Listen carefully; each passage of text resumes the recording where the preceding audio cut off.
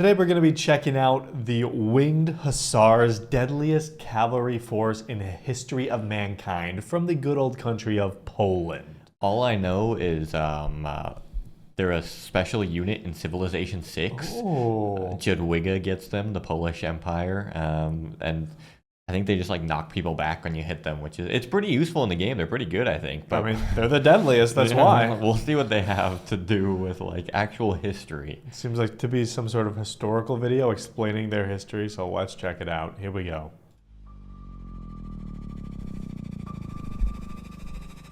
Oh, like the Battle of Helm's Deep right there.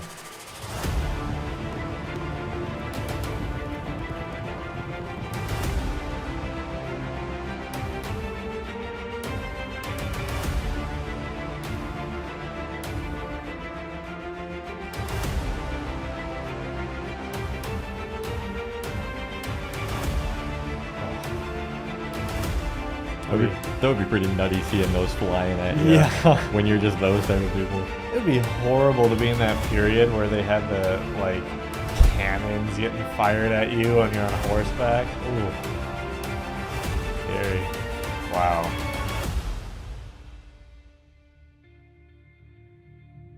Epic. Cavalry intro. throughout the history has been one of the most important factors when it came to winning battles. There have been a lot of famous cavalry units that have been romanticized in the ancient times, such as Persian cataphracts or companion cavalry during the reign of Alexander the Great. Both are noteworthy and have been important building stones of Persian and Macedon empires. However, not a single cavalry unit had as much of an impact on a country's dominance over their neighbors for centuries as the famed Winged Hussars. Winged Hussars were a heavy cavalry formation active in Poland and in the Polish-Lithuanian Commonwealth from the 1503 Whoa. to 1702. 200 They were a years? dominant fear-mongering hurricane of horses and steel, which made the Polish Hussars to be respected and held in a high regard even during the Napoleonic era, long after their disbandment. Their Dang. epithet is derived from a large rear wings, which were intended to demoralize the enemy during the charge and also just face it, because they looked unique and freaking cool. Those are Contrary pretty to the Man, popular that looks like there's some dang like war angels coming down to murder you. cool. Yeah, I mean, just like the visuals of them compared to like the other people we've seen them fighting is just so crazy. They probably polished up their armor Yeah. too, so it just like reflected the light. So cool. belief, Hussars originated in the mercenary units of exiled warriors from the Balkan region of Europe. Mercenary lancers of Serbian origin, known as the Raskians, were frequently hired to counter the Ottoman Sipahi and Delhi cavalry. Interesting. In the 15th century, the Hussars based on those of Matthias Corvinus were adopted by some European armies to provide light and expendable cavalry units. The true Winged Hussar arrived with the reforms of the King of Poland and Grand Duke of Lithuania Stephen Bathory in the 1570s, and was later led by King John III Sobieski. Most Hussars were recruited from the wealthier Polish nobility known as Szlachta. Each Hussar, tovarищ, or comrade in English, raised his own pochet or retinue. Several retinues were combined to form a Hussar banner or company. Over the course of the 16th century, Hussars became heavier in character. They abandoned wooden shields and adopted metal-plated body armor. Ooh. Hussars had to provide the arms and the armor for themselves and their retainers, except for the lance, which was provided by the king. Interesting. The lance was the main Yeah, I heard offensive about that. That's kind of more common than you'd think in medieval times or whatever time this is. Probably not medieval in the 1500s, but that like soldiers had to supply their own, sometimes even weapons, which is pretty crazy. Yeah, I mean, like, for them, that's like, even if they get their lance, they still have 80% of their whole attire and such that has to be themselves. So what if you can't afford to be all pimped out? You're just going in there like with less armor? What a crazy situation to be in. You're just dead then. These guys don't have like face plates on some of theirs, and some of them do. That would be. Imagine you're the guy that's got like a little bit of armor. Yeah, just a one arrow slashes through you. Does everybody get the wings? Yeah, is that supplied also by the king? I don't know. weapon of the Let us know. Hussar and also the key reason for their successes on the battlefield. One of the reasons that the European armies were turning to firearms and away from the cavalry charges was the appearance of pikemen or infantry equipped with two-handed pikes. That infantry made the charges of lance-bearing knights largely obsolete. A knight's one-handed lance couldn't be as heavy as the pike and therefore had to be shorter. Consequently, the knights couldn't reach beyond the pikes, so charging was out of the question. But the winged horsemen found a way to get around this, a quite crafty one. They devised a hollow lance, something revolutionary at the time. Not only it was lighter than the traditional one, but it also broke less easily. That's right, according to the laws of physics, a hollow lance is more robust than a full one.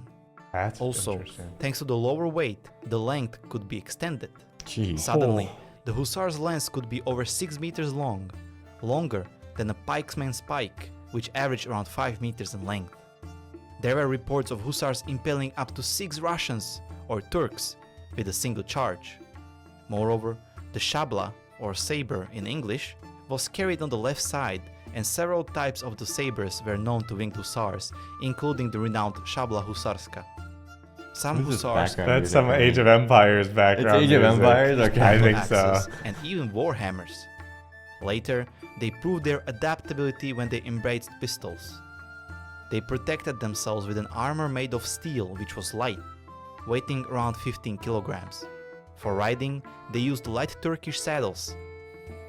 The lightness of their attire allowed the hussar horses to gallop at a full speed for a long time. The hussars used a special breed of horses. They were a cross between Polish and Tartar horses. The horses were famous for their endurance, I was about to say, they gotta and have some good maneuverability. horses. The purpose of the shock cavalry was to inflict as much physical damage as possible with a single charge. But great military minds of the past realized that the emotional factor is as important as the physical one. That's why winged hussars started polishing their armor so it became more visible and bright.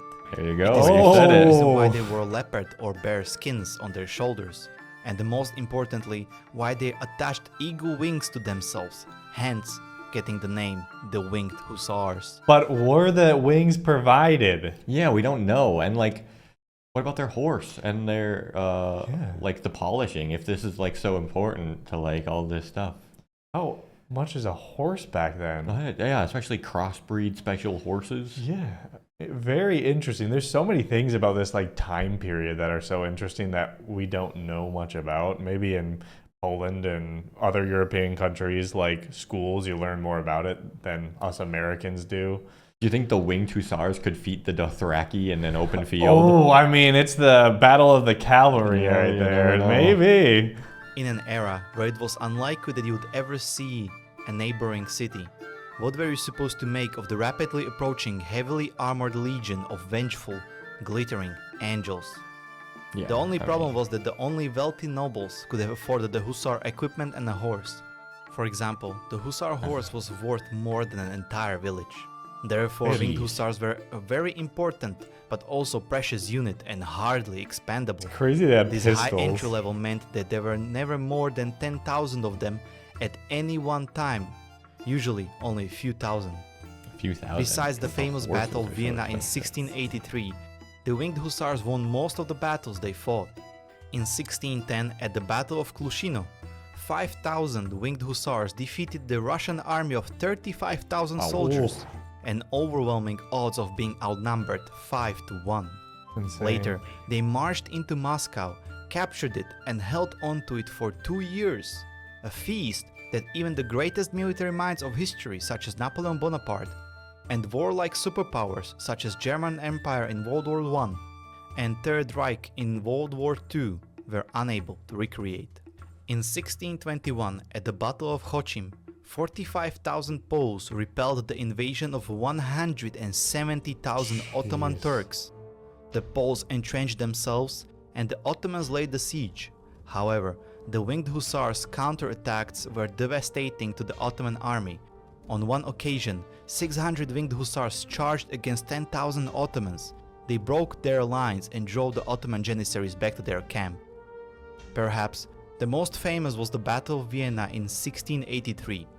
The Ottoman Empire was just days away from conquering Vienna and putting the Christianity in the Europe in danger. possibly establishing a new hegemony over the Central and Christian Europe. However, the king of Polish-Lithuanian Commonwealth, John III Sobieski, arrived just in time to save the day. He led 18,000 horsemen to charge down the hills, which became the largest cavalry Really? charge in history.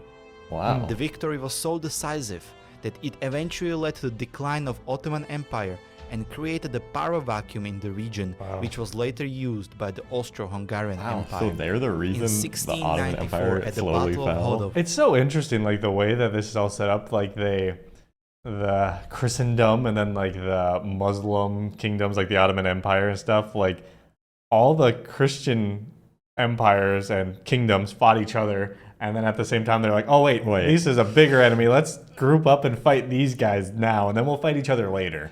Keep your friends close, but your enemies closer. That's true. Is that where that came from? Maybe. It's crazy. It's so that this time period is so interesting. It just seems like there is so much bloodshed all the time. Lots of death. Yeah. 400 winged hussars stood up against the 40,000 Crimean Tatars and defeated them. The Poles nicknamed the battle the Polish Thermopylae. The end of the hussars' glory came a few years after their greatest victory at the Battle of Vienna. In 1702, at the Battle of Klishov, the Swedish army led by the famous Charles XII destroyed the winged hussars. Oh. It was the signal of the downfall of the famed cavalry. After nearly 2 centuries of dominance, the adversaries of Polish-Lithuanian Commonwealth started adapting and learned how to counter this unstoppable force of steel and flesh. The Guns. hussars' opponents began using so-called Frisian horses.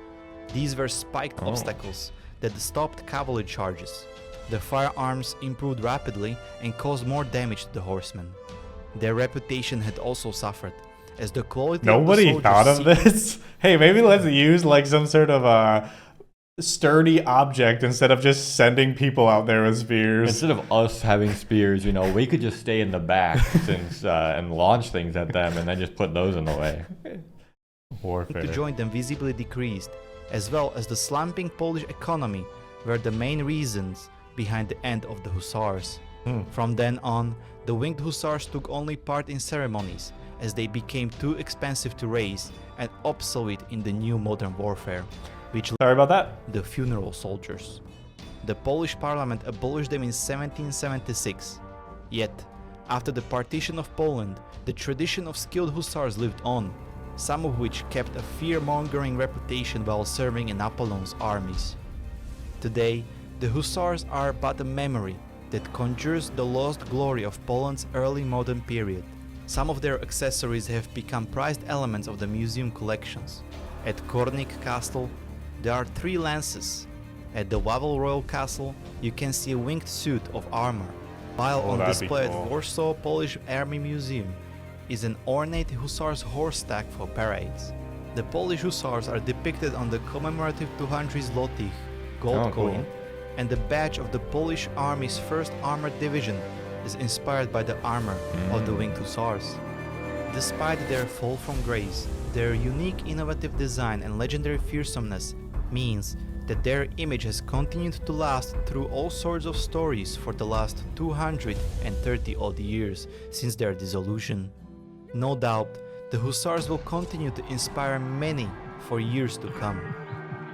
The winged hussars were the deadliest cavalry in the history of humankind. Wow. They won most of the battles they fought, even when outnumbered by the enemy. The sight of the winged hussars inflicted fear in the hearts of the opponents. They achieved a legendary reputation. The stories about their feats circulated across the Europe, Russia, and the Ottoman Empire. Everyone knew and feared the angels of death. Angels of Death. Wow. Very interesting. I mean, that's not, other than like Civ 6, that's not like something we learned about in school, was the winged hussars. We would have never known about that at all. I don't know nothing. We don't even learn about the dang Polish-Lithuanian Commonwealth in school or anything. They might mention it, but it's not like you're learning about it. It's like a one-off thing, like, oh, these countries were in this war, Poland, Prussia, like countries that we barely even like learn that Prussia exists. All of a sudden, it just like abruptly cuts to like, oh, This is World War One, by the Yeah. way, guys. And here's all the countries that exist, and then they kind of change after, and then World War Two. It's like from the fall of Rome straight to World War One. Literally. Basically. They just skip over all the middle stuff. But yeah, really, really interesting. If you have more information about or videos about the Winged Hussars or more Polish history, this is really interesting stuff to learn because we do plan to go to Poland again sometime soon. We actually went once. We did for a little bit. Like a day. Yeah, well, not very long. Gdansk. It would be cool to go to some museums in Europe and Poland and all over the place because there's so much history. And it's just really cool. But thanks for watching. We'll see you in the next one. Bye.